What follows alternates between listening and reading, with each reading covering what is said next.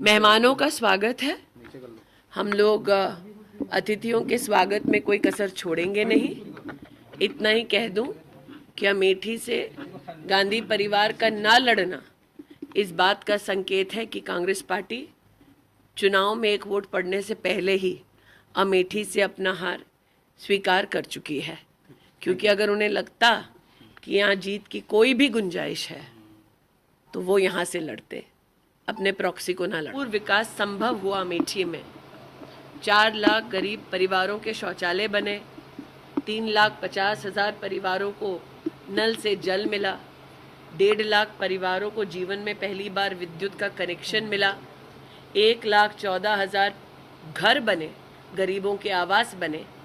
तो अगर 5 साल में, जिसमें 2 साल कोरोना के थे, अगर भारतीय जनता पार्टी के सांसद और सरकार के लिए ये संभव रहा तो 50 साल से और विशेषतः 15 साल लापता रहने के बाद इतनी पीढ़ियों की हानि गांधी परिवार ने अमेठी लोकसभा क्षेत्र में क्यों की।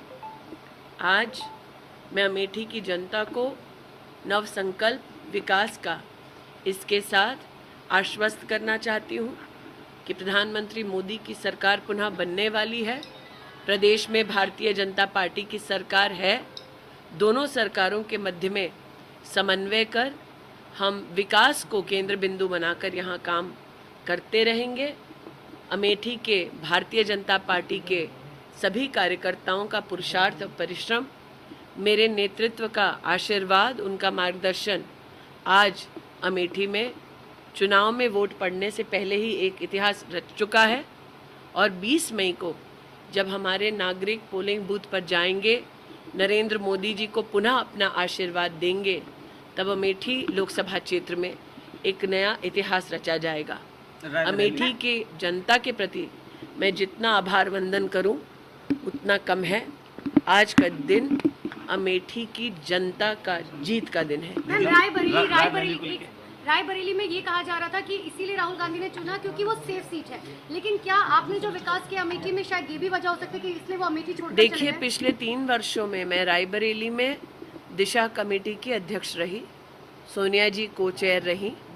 इन 3 वर्षों में मैंने स्वयं देखा कि चाहे वो प्रशासनिक कार्य हो या रायबरेली की जनता की दरकार हो, कांग्रेस का शीर्ष नेतृत्व रायबरेली में जनता की सेवा के लिए उपस्थित नहीं था।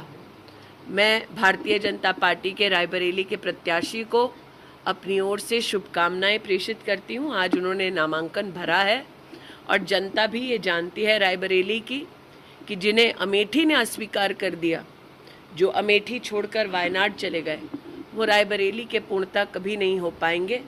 प्रश्न ये उठता है कि उन्होंने वायनाड में कहा कि वायनाड ही उनका परिवार है, तो आज रायबरेली में क्या कहेंगे? प्रधानमंत्री ने कहा कि वो वायनाड राहुल गांधी हार रहे, इसलिए सुरक्षित सीट तलाश रहे हैं, क्या कहेंगे? प्रधानमंत्री जी की दूरदृष्टिता का परिणाम है कि आज अमेठी लोकसभा क्षेत्र में आप कमल का फूल खिलते देख रहे हैं। प्रधानमंत्री जी ने पहले से ही जनता को आगाह कर दिया था कि जैसे ही वायनाड में वोट पड़ जाएगा उसके बाद राहुल जी रुख करेंगे एक नई सीट का। प्रधानमंत्री के शब्द साक्षात आपके सामने धरा पर इम्प्लीमेंट होते आप देख पा रहे हैं।